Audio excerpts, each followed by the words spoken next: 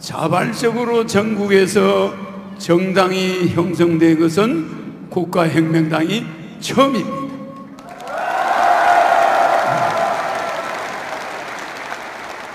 그리고 당이 만들어지면서 당 대표와 대통령 후보를 바로 선출한 정당 역사도 오늘이 처음입니다. 또 우리 한국 헌정사에서 8.15 날 피비린내 나는 광주 사태 5.18을 거꾸로 뒤집어서 8월 15일 이 날에 대한민국이 정당을 창당한 것도 처음입니다. 서로의 총뿌리를 겨누고 300만 명을 쏴 죽이고 남북이 분단되고 광주 사태까지 이르기까지 제주 4.3 사태, 광주 사태, 6.25 동란 이런 어마어마한 동족 간의 상잔, 이것이 있은 이후에 어느 정당도 이 문제 하나 말끔하게 처리하지 못하고 광주 사태, 지금도 우리 국민은 그것을 깨끗이 정리하지 못하고 천안함 사태 하나 제대로 해결하지 못한 것이 지금의 정당들입니다. 맞습니까? 나는 1950년 1월 1일 여러분들이 6.25 사변을 벌리려고 준비할 때 대한민국에 왔습니다. 전쟁 속에서 어린 시절 거의 먹질 못하고 자랐지만 지금까지의 대한민국의 몰골을 지켜보면서 내가 한반도에 온 것을 잘 왔다고 생각하고 있습니다.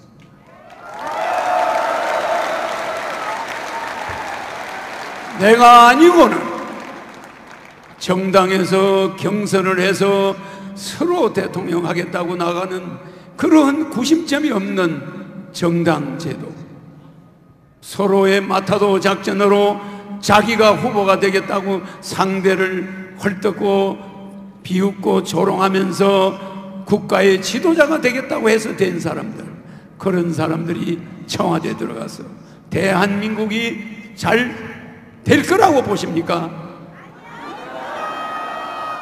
그렇게 보십니까?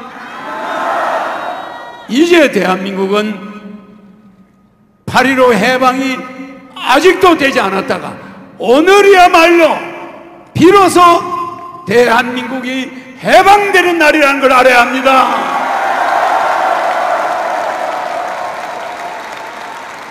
상해 임시정부가 해방이 되고 나서 대한민국의 일본군이 물러가고 나서 대한민국 5,000년 된 조선의 왕조를, 대한황실을 부활한 정치인이 있습니까?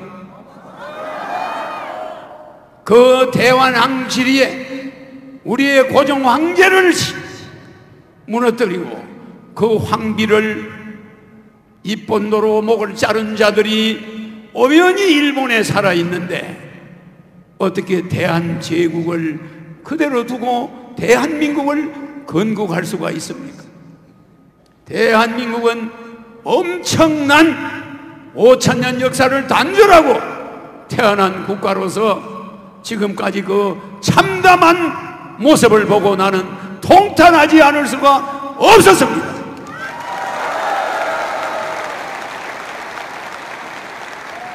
우리의 5,000년 동안 이어온 왕조는 세계에서 유일한 반만년 역사를 가진 민족이기 때문에 우리는 일본이 짓밟은 대한황실을 부활하고 그리고 대한민국 공화정을 만들든지 해야 되는데 대한황실에 대해서는 한마디 말도 없고 대한민국을 바로 만드는 재헌 의원들을 나는 그냥 두지 않을 것입니다.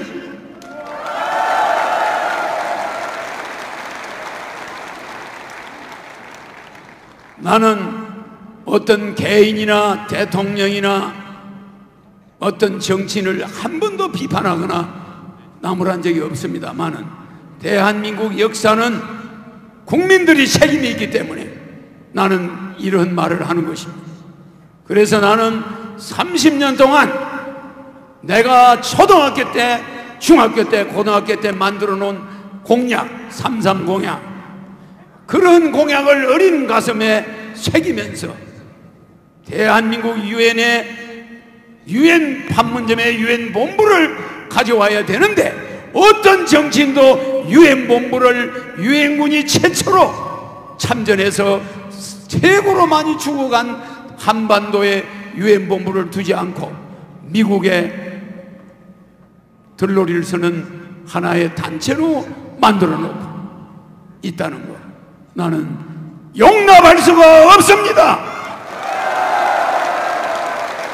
그래서 나는 대한민국을 이제 90력이 있는, 일본이 2차 대전을 일으키고도 그 작은 섬나라가 미국과 중국과 러시아라는 강대국만 쳐들어간, 우리가 호미를 만들 때 비행기를 만들고 잠수함을 만든 그런 저력을 가진 민족이 세계 강대국만 쳐들어갈 때 우리는 호랑이 담배 먹으면서 화투나 치고 노름이나 하고 입에 담을 수 없는 추잡한 양반과 쌍놈만 가르면서 1년에 쌀 한 가마니 주고 머슴으로 부리먹으면서 월급 한 푼 안 주고 종들을 부려먹던 그런 양반 민족이었습니다. 용납할 수 없습니다. 그런에서 수많은 머슴들, 종들의 가족이 학교를 못 갔고 양반 가족만 일본에 유학을 가고 공부할 기회를 잃어버린 수많은 어려운 사람들이 대한민국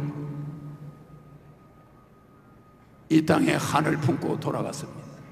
그래서 나는 6.25 사변은 우리 민족이 아무 죄 없이 일본의 세계 아시아 공영권을 주장하면서 벌인 전쟁의 희생물로 아무 죄 없는 한반도가 두동강이가 나고, 독일이 두동강이 난 것은 죄가 있었지만 한반도는 아무 죄도 없었습니다. 근데 지금은 또다시 아무 죄 없는 우리 한반도가 아주 위험한 지경에 처해 있습니다. 안보도 위험하고 여러분의 가정 경제는 박살이 났습니다. 이제 저는 그것을 하루아침에 살릴 수 있는 비상한 방법을 가지고 있습니다. 맞습니까? 그러려면은 강력한 구심력이 있는 정당이 나와야 되는 것입니다. 맞습니까? 패거리로 뭉친 정당이 아니라 완전히 5천만 국민의 에너지를 하나의 세계 통일, 가정경제 살리는 서민 가계 부채를 완전히 해결해버리는 그러한 엔도로핀을 가지고 방향을 제시하는 지도자가 이 땅에 등장하게 된 것입니다.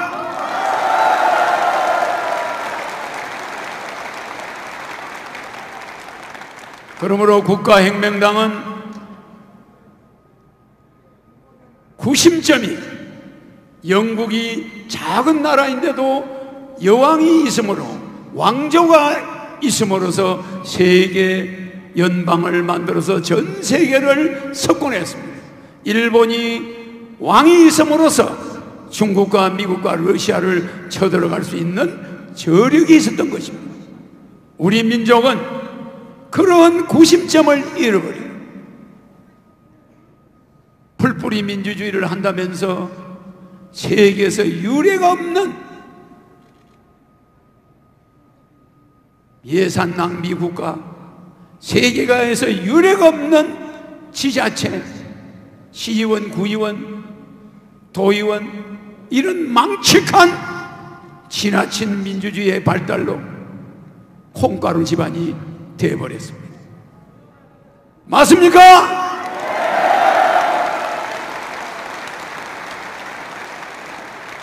그래서 저는 예산을, 국가 예산을 강력한 국가의 구심력 있는 입헌군주국을 만들기 위해서 국가혁명당은 안정된 정치, 입헌군주국가, 대한민국의 황제가 되었어요. 대통령 당선 6개월 만에 헌법을 새로 제정해서 대한민국의 황제로 등장해서 세계 통일을 신속하게, 아시아 통일과 세계 통일, 그 이후에 세계 통일의 마지막 단계에 북한과 통일을 한다는 거예요. 절대 우리나라는 세계 통일하기 이전에 북한과 통일하면은 남한은 전쟁으로 사라지게 된다는 것을 명심해야 됩니다.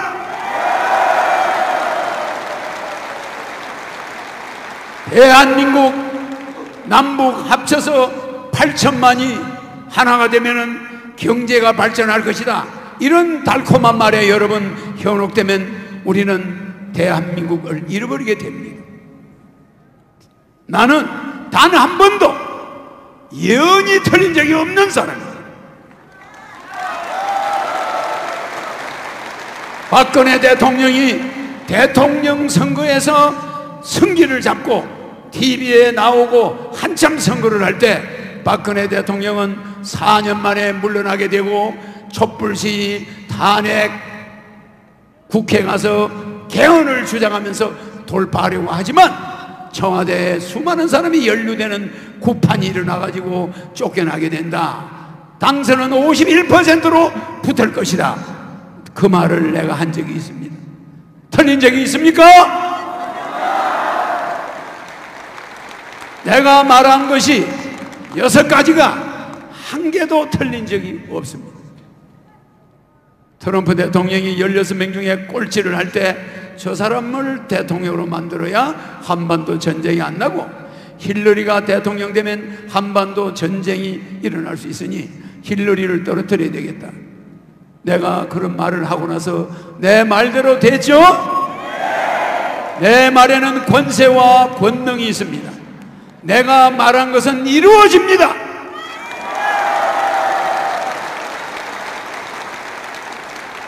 우리 국민이 해결하지 못하는 한 집 건너 나이 40, 50에 시집 장가를 못 가는 자녀 문제를 해결하지 못한 가정이 수두룩합니다. 나는 국가 결혼부를 만들어서 결혼부 장관을 통해서 대한민국에 결혼하지 못한 사람들을 신속히 결혼을 시켰습니다. 앞으로 2010년 이후에 앞으로 2030년까지 우리 대한민국은 지금의 인구가 보존은 되겠지만 2030년부터는 인구가 급격히 줄어들게 됩니다. 그렇게 되면 감당할 수 없는 국가가 됩니다. 그래서 나는 이 시점에 국회에 들어가서 제1당으로 100명의 국회의원을 만들어서 헌법을 개헌하는 작업을 시작해서 대통령의 다음 20대 대선에 대통령으로 당선되겠습니다. 그리하여 현재 우리나라 부동산 시장은 앞으로 10년 후에는 곤두박질을 치게 됩니다. 인구가 2029년부터 우리나라 인구는 급격히 줄어들기 시작하면서 부동산 값이 2배, 3배로 떨어지기 시작합니다. 이런 미래 경제를 한 개도 모르는 정치인들이 지금 부동산 시장을 컨트롤하고 있으니 앞으로 다가올 이 엄청난 대란을 예방할 수 있는 그런 정치인이 이 땅에 있습니까, 여러분? 있습니까? 있습니까? 김영란법을 폐지하고 금융실명제를 폐지하고, 김영란법을 폐지하지 않으면 농민들의 생활이 갈수록 어려워집니다. 수능시험을 폐지하지 않으면 도시인들의 시장으로 가야 될 돈이 학원으로 가고 주부들의 어려움이 거기에 달합니다. 그리고 쌍벌제를 폐지하고 상속세를 폐지하고 노동조합을 폐지하고 헌법재판소를 폐지하고 전교조를 폐지하고 징병제를 폐지하고 교도소를 폐지하고, 교도소를 폐지하는 대신에 벌금 제도로 바꿨습니다. 그래서 국민 배당금을 주기 위한 재원은 교도소 폐지, 국회의원 100명, 무보수 명예직, 지자체 의원들 선거 폐지, 지자체 단체장 대통령 임명, 이런 것을 통해서 국가 예산이 70% 정도가 절약되면서 300조의 예산이 더 늘어나게 됩니다.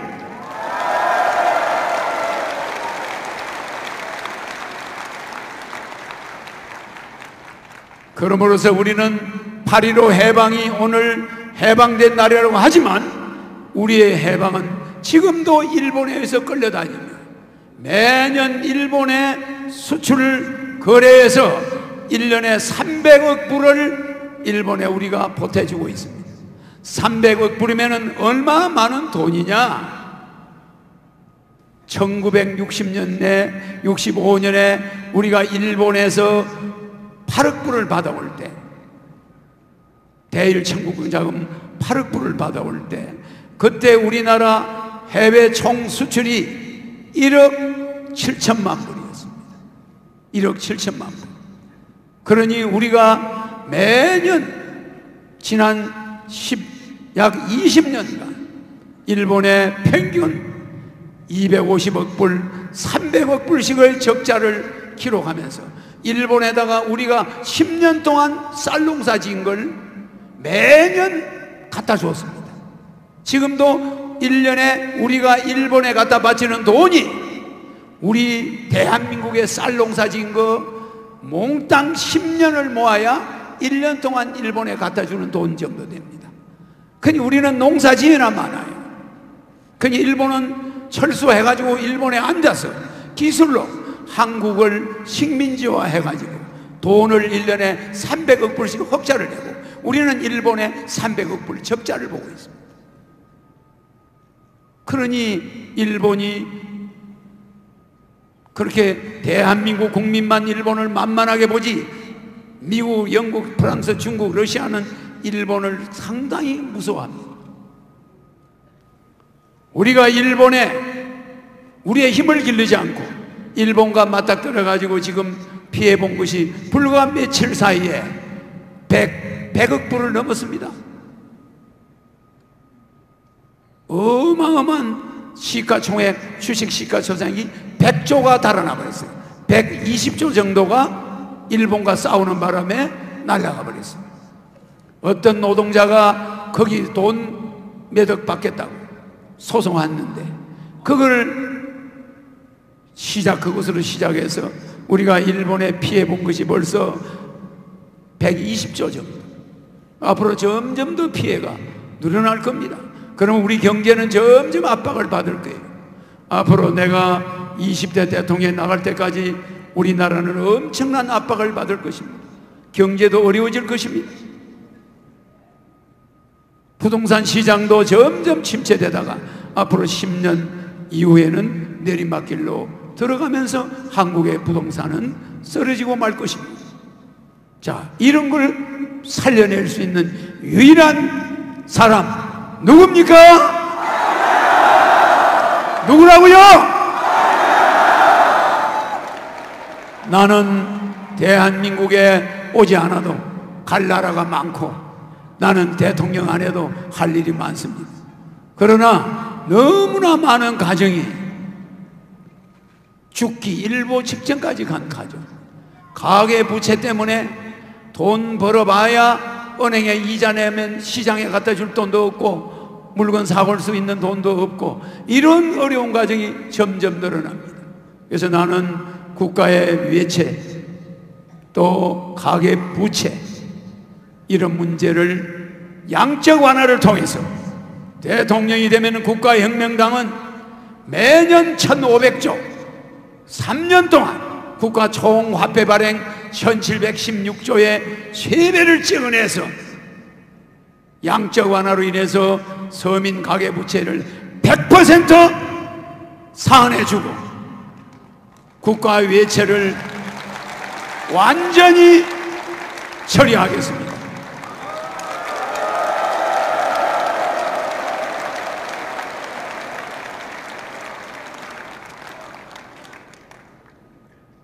허경영의 3.3 공약은 이미 저는 정책으로 기성정치권과 싸우지 않으면서 정책으로 30년간 투쟁을 해왔습니다. 그 첫째가 정치혁명. 정치혁명은 국회의원이 100명, 무보수, 명예직 3,000명의 보좌관 없어집니다. 국회의원이 발로 뛰어야 됩니다.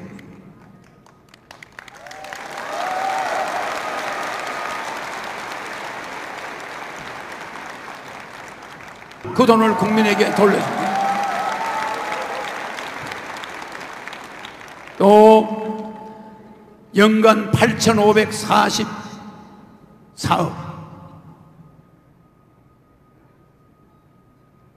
국회의원 보좌관들, 국회의원에게 들어가는 모든 비용은 국민배당금으로 들어갑니다. 좋습니까?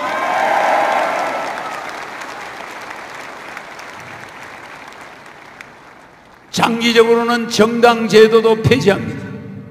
전부 대한민국의 대통령이 된 이후 6개월 후에 개헌을 통해서 황제가 되면은 대한민국은 입헌군주국이 되고 모든 정당 제도는 폐지됩니다. 무소속들만이 국회의원 나오고 대통령 나올 수 있습니다. 무소속은 자기 지역을 위해서만 뛰는 것이지, 정당의 공천을 받으면 정당을 위해서 뛰어야 되니까 꼭두각시가 됩니다. 맞습니까? 그러니까 무소속으로 정당이 없이 국회의원도 나가고 대통령도 나가고, 이름으로써 파벌 정치가 없어집니다. 그러나 정당에서 대통령이 나오면, 대통령이 된 정당의 대통령이 되면 그 정당은 부패하게 될 수밖에 없습니다. 맞습니까? 안 맞습니까? 그 다음에 그렇게 해서 정당혁명, 정치혁명, 세 번째 결혼혁명. 결혼하면 공영제로서 국가가 1억 원을 줍니다. 그리고 결혼하면은 국가가 주택자금 2억 원을 무이자로 줍니다. 그래서 결혼하면 주택과 결혼 비용이나 이런 것이 부모에게 신세지지 않아도 누구나 결혼할 수 있고, 20세부터 결혼하면은 국민배당금이 300만 원 두 사람에게 나옵니다. 그러나 결혼하지 않으면 30살부터 30살부터 150만 원씩이 부부 300만 원이 나옵니다. 그러니까 20대들도 빨리 결혼하는 게 좋겠죠? 좋겠죠? 출산도, 결혼도 공영제고 출산도 공영제입니다. 출산하면은 5천만 원, 쌍둥이 나면은 1억 원입니다.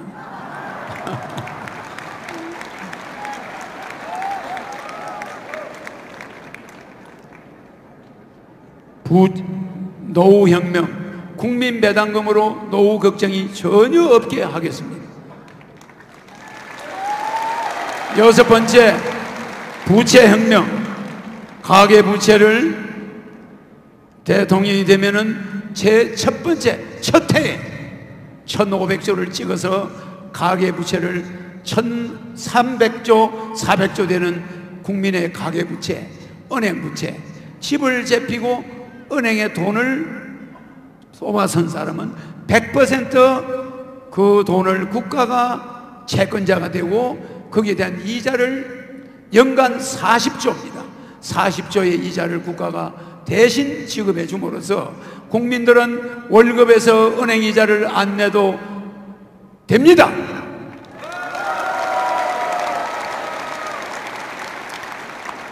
일곱 번째, 배당혁명. 국민 배당금을 1인당 150만 원, 4인 가족 600만 원, 30세 이상 된 사람이 4명이 있으면 4인 가족에 600만 원이 나옴으로써 모든 사람이 중산층으로 살아갈 수가 있고, 어떤 노인도 서로 복양하겠다고, 자녀들이 부모를 서로 복양하겠다. 왜 그렇습니까? 국민 배당금 때문이죠. 어디 가나 환영받습니다. 나이 많아도 서로 오라고 환영해요. 왜? 150만 원씩을 부양하는 사람이 받으니까. 그렇습니까? 안 그렇습니까? 부모가 자녀에게 기대는 시대는 지났고, 부모는 100살까지 살 수 있는데 자녀가 먼저 죽을 수도 있고, 자녀들이 실업자가 되어서 부모 부양을 못하고 자녀가 한두 명 있는 사람이 많다 보니 자녀도 자기 생활을 해결하지 못하는 이런 어려운 시대에 있습니다. 이러기 때문에 이제는 돈을 많이 버는 자들이 낸 세금이 어려운 자들에게 나가는 국민배당금제만이 우리가 살 길이라는 걸 알아야 합니다. 여덟 번째, 소득혁명. 국민들의 기본 소득은 헌법을 만들 때, 지금은 헌법 제1조 대한민국은 민주공화국이다, 이런 이데올로기지만은 내가 대통령이 돼서 만드는 재헌, 개헌이 아니고 재헌입니다. 대한민국은 더 이상 리모델링이 없습니다. 대한민국은 확 새로 만들어냅니다. 그렇기 때문에 헌법 제1조에 대한민국 국민은 국민 배당금을 받으며 모든 국민이 중산층으로서 국민의 생존의 3대 요소인 의식주를 국가가 보장한다. 이게 대한민국 헌법, 앞으로 내가 다시 재헌하게 되는 대한민국 헌법 1조입니다. 헌법 2조, 대한민국은 주식에서 대한민국으로서 5천만 국민은 주주이며 주주 한 사람당 매월 150만 원의 배당금을 지급한다. 이게 대한민국 헌법 2조입니다. 이제 대한민국은 나이 드신 분들이 어떻게 살아갈까 걱정하는 그런 사회가 아닙니다. 세계 10위권에 들어가는 부자 나라인데 정치제도가 잘못되어 있다 보니 노인들의 문제가 참으로 암담하고 비참할 수밖에 없습니다. 나는 이 국가혁명당은 이것을 뿌리채 없애겠습니다. 아홉째, 세금혁명. 36가지 세금을 한 가지로 줄일 것입니다. 이제 36가지 세금. 자동차를 하나 사면은 턱소세, 주민세, 등록세, 자동차 하나 사는데 세금이 16가지입니다. 보유세, 자동차 세금 16가지를 일일이 일거하기도 어렵습니다. 그렇기 때문에 앞으로 모든 세금은 통폐합해서 수입에서 5%면 5%, 딱 사업자들도 법인세, 무슨 세, 이런 세 다 없어집니다. 알겠습니까? 사업, 소득세, 모든 사람에게 이 소득세 하나로 통일해서 사업을 해서 적자를 보면 세금을 환급받고 이런 제도가 없어집니다. 사업을 한 자는 무조건 5%면 5%의 세금만 내면 법인세도 없고 아무것도 다른 세금은 존재하지 않아요. 이렇게 함으로써 세무서에 있다 나온 사람도 사업을 하면 내가 무슨 세금을 내야 되는지 헷갈려요. 무슨 말인지 알겠습니까? 이런 세금 제도로 국민의 고열을 뺏어가고 서민들에게 자동차세 50만 원, 그게 뭡니까? 왜 서민들에게 자동차 세금을, 보유세를 50만 원 받고 기름에서 세금을 또 특소세를 받습니까? 맞습니까? 안 맞습니까? 여러분들은 자동차를 몰고 가면은 자동차에 기름을 넣을 때 그 기름값의 60%가 국가가 세금으로 가져갑니다. 거기에 0.1%만 더 붙이면 보유세가 안 나와도 됩니다. 맞아요? 그러면 주행세, 기름에 나가는 걸 주행세라고 부릅니다. 그리고 집에 가지고 있을 때 나가는 세금이 보유세입니다. 그러면 무엇 때문에 구청에서 일일이 고지서를 만들어서 자동차 보유세 내라, 이런 통지를 왜 합니까? 그러니까 그 세금 안 내는 차는 대포차가 돼요. 대포차는 범죄에 이용돼. 그러니까 대포차만 거래하는 데가 있어. 그러면 그것이 주로 1년에 5천 명의 주부가 없어지는데, 이쁜 여자가 1년에 5천 명씩 사라지는데, 그것이 대포차에 납치돼 가는 거예요. 버스 정류장에 서 있는 여대생을 대포차가 나타나서, 야, 너 남편 놔두고 어디 가서 돌아다녀, 이러고 잡아가니까 옆에 있는 남자들이 아무도 못 말려요. 그 사람하고 부부인 줄 알아. 근데 그 사람은 납치범이에요. 그 여대생이 잡혀가서 저 목포 저 섬에 술집에서 죽는 때까지 노래 부르고 있어요. 그 사람은 자기가 어디서 왔는지도 몰라. 마약을 먹이고 두들겨 패가지고 내가 의식이 온데간데 없는 사람이야. 이런 몰지각한 인간들이 쓰는 게 대포차예요. 그래서 앞으로 자동차 보유세 없앱니다. 우리나라 국회의원들이 뭐 했습니까? 왜 자동차 보유세를 만들어 가지고 대포차를 만듭니까? 세금 안 낸 차를 서로 매매해요. 야, 이 차 사면 세금 안 내. 그러면 그 대포차를 사가지고 남바 번호판 찍히든 말든 마음대로 사람을 납치해서, 이게 누구 차인지 알 수가 없어. 맞습니까? 안 맞습니까? 범죄를 없애는 방법은 쌍벌제 폐지하고 대포차, 자동차 보유세를 없애야 됩니다. 움직이는 차만 세금을 내므로써 교통체증이 있을 때는 차를 몰고 안 나갑니다. 맞아요?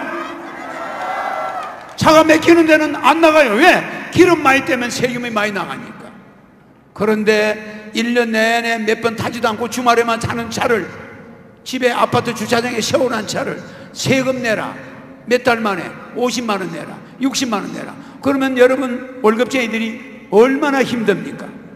맞습니까? 안 맞습니까? 그렇게 하면은 애국심이 안 생겨요. 아이고, 저 사람도 타고 가는데 어차피 보유세 내는 거 타자, 이렇게 되는 겁니다. 알겠죠? 환경도 살리고 세금도 살리고 자동차도 덜 망가지고.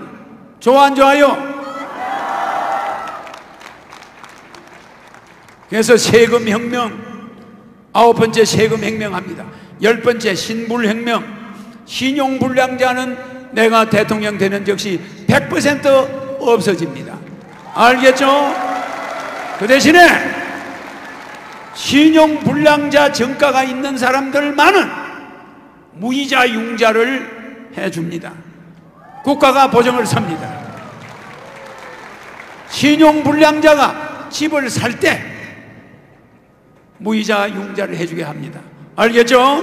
그러니까 신불자들은 무이자 이자를 은행에서 대출을 받아서 사업을 하든 집을 사든 할 수 있게 해주겠다는 거예요. 알겠죠? 신용불량자가 점점 나락으로 떨어지는 이런 사회는 잘못된 사회입니다. 그래서 한 번 정도 허경영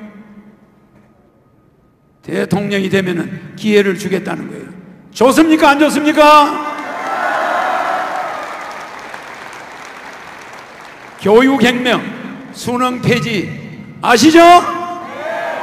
수능은 왜 폐지하느냐? 한국 경제를 몰락시키는 주범이에요.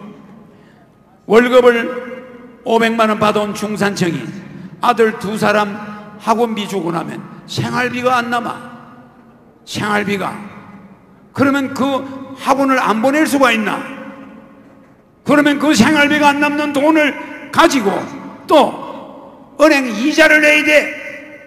그거까지 내고 나면 아파트 관리비 내야 돼. 핸드폰 요금 내야 돼. 자동차 세금 내야 돼. 그 사람이 시장 가서 반찬 사올 돈이 있나? 옷 사입을 돈이 있습니까? 직장은 열심히 다니는데 골백만 남고 몸에 병만 남고 거지 되는 거예요. 맞죠? 나는 우리나라가 이렇게 썩어가는 것을 눈뜨고 볼 수가 없습니다. 그래서 여러분들은 허경영이가 대통령이 되려고 하지 않는다는 거, 대통령이 아무런 나에게는 값어치가 없습니다. 나는 세계 황제, 세계 통일 초대 황제. 알겠습니까?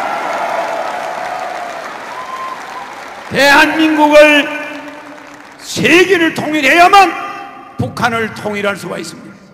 비로소 세계 통일을 하기 위해서 내가 여기 이 자리에 섰지. 대한민국 대통령은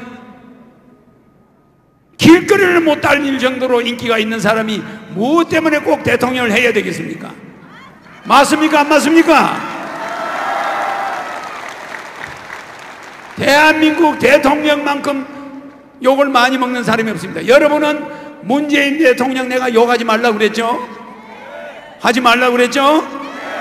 대한민국에서 최고로 공산주의를 싫어하는 사람이 북한에서 흥남무도에서 북한의 실정을 체험해보고 탈출해온 사람들이 맞습니까? 안 맞습니까? 흥남무도에서 배 타고 남한으로 도망온 사람들이 실향민들인데 그 실향민의 아들이 문재인 대통령이에요. 그러나 여러분들은 문재인 대통령을 북한에 뭘 간을 빼준다는 둥, 대한민국이 위험하다는 둥, 그런 안보 문제는 그 사람들은, 실향민들은 우리보다 더한 안보관념이 있고 공산주의를 싫어한다는 걸 여러분 알아야 됩니다. 알겠습니까? 나라의 대통령은 나라를 떠넘기려고 하거나 망하게 하려고 하는 사람은 없습니다.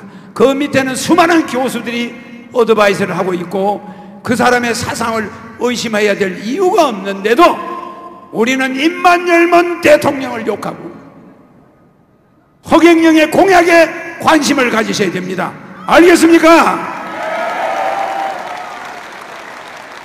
가장 대한민국에서 공산주의를 싫어하는 대통령을 보고 그 사람이 공산주의와 몇 번 만난다고 해서 나라가 거들난다, 그런 걱정은 안 하셔도 됩니다. 알겠습니까? 우리는 우리의 중산주의를 실천하고 우리나라를 세계를 이끌어가는 주도국가를 만들자는 것이지 남북이, 북한이 그렇게 무섭습니까?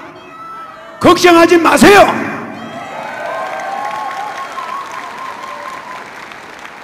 나는 대통령이 되어도 어떠한 전직 대통령들에 대한 모함이나 수사하지 않습니다. 절대적으로. 그래서 나는 보복 정치를 하지 않는데 단 한 가지, 국회의원들을 정신교육대 보내는 거 보복 정치 아닙니다. 교육시키는 겁니다. 알겠습니까? 절대로 보복 정치 아닙니다. 그 국회의원들도 사랑하는 아내와 딸과 아들이 있어요. 그리고 노부모를 모시고 있어요. 그렇습니까? 안 그렇습니까? 그러니까 교육만 시키지 대한민국 감옥은 다 없앱니다. 알겠습니까? 중범자들은 벌금 낼 돈이 없는 사람은 저 중국 사막으로 가서, 몽고 사막에 가서 황사 없애는데 평생 몸을 바쳐야 됩니다. 그래서 앞으로 중범자들, 상습범인들, 이런 사람들은 교도소 들어갔다 몇 년 있다 또 나오고 더 가고 나오고 이거는 없어집니다. 다시는 없습니다. 알겠습니까?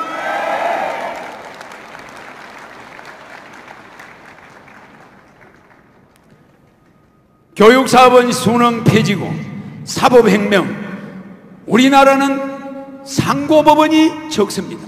대법원 하나 가지고 안 됩니다. 그래서 광역시마다 대법원을 설치해서 상고재판이 신속히 진행되는 3심제, 이 3심제가 올라갈수록 대법원이 하나밖에 없으니까 늦어져요. 그래서 재판의 신속화, 이래서 상고법원을 만드는 대신에, 상고법원을 몇 개 만드는 대신에 헌법재판소는 폐지합니다. 법 중의 법, 옥상옥은 없어집니다.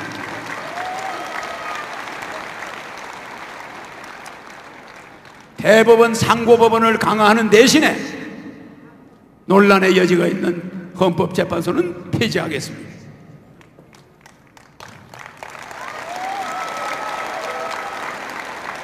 열세 번째, 뉴딜, 농업 뉴딜입니다.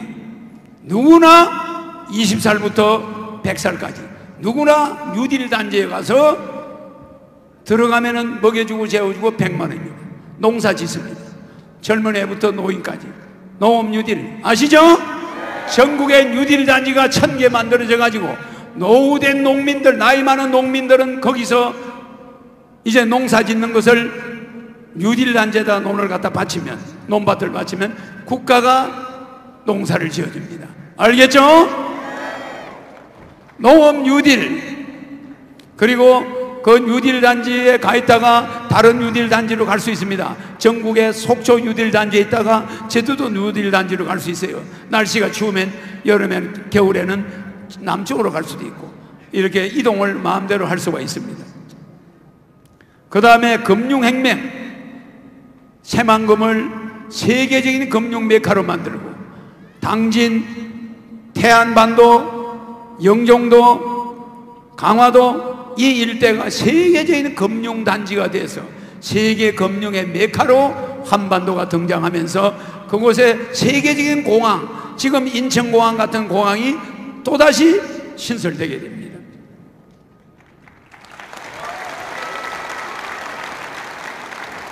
그리고 15번째, 취업혁명. 이 혁명은 너무 많기 때문에 혁명 이름만 부르겠습니다. 취업혁명, 유엔본부 판문점 이전하는 유엔혁명, 그 다음에 17번째 화폐혁명, 18번째 전경도, 경전도 동서를 통합하는 지역혁명, 그 다음에 징병제를 없애는 모병제도를 하는 징병혁명, 농지거래 자유화를 하는 농지혁명, 그 다음에 농약공장을 없애는 농약혁명, 그 다음에 부패, 쌍벌제 폐지하는 부패혁명, 그 다음에 어음보험공사를 만들어서 부도어음에 대한 위험을 완전히 없애버리는 어음혁명, 그 다음에 생활혁명, 경매제도로 인해서 가정에 생필품을 압류하거나 전세금을 압류하거나 이런 제도가 폐지되는 생활혁명, 그 다음에 보훈혁명, 6.25 참전, 월남 참전 용사는 5억 원을 지급하며 매월 300만 원씩 주는 보훈혁명, 그 다음에 노동혁명, 노동조합이 폐지되면서 노조와 관리자가 기업자척, 기업가족협의회를 만들어서 노동조합이 없어지고, 27째 장기혁명, 자기 장기가 안 좋은 사람은 국가에서 신청하면은 이 시간을 최단시일에 수술해주는 장기혁명, 그 다음에 도덕혁명, 간혼상제는 국가가 공영제로서 챙겨줘. 부모님이 돌아가면 1000만 원, 대통령의 조화, 결혼하면 1억 원, 애 낳으면 5천만 원, 생일날 10만 원과 금일봉, 모든 간혼상제는 국가가 챙기는 도덕혁명.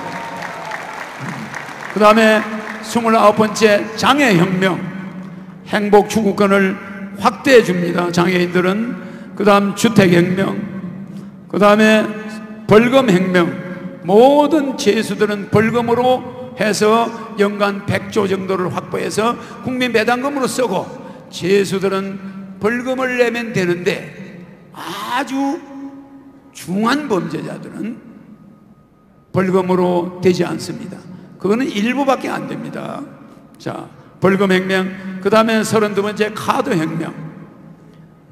많은 이상은 카드를 쓰지 않을 경우에는 문제가 생기는 카드혁명을 해서 카드를 쓰지 않으면서 빠져나가는 세금이 연간 100조 정도 돼요. 이 100조를 많은 이상은 카드를 의무적으로 쓰게 함으로써 돈이, 세금이 엄청나게 들어온다는 거예요. 알겠습니까? 카드혁명. 그 다음에 33번째 식수혁명. 여러분들이 마시는 물은 이제 1급수로 만들어서 전 국민에게 공급한다는 거 알겠죠?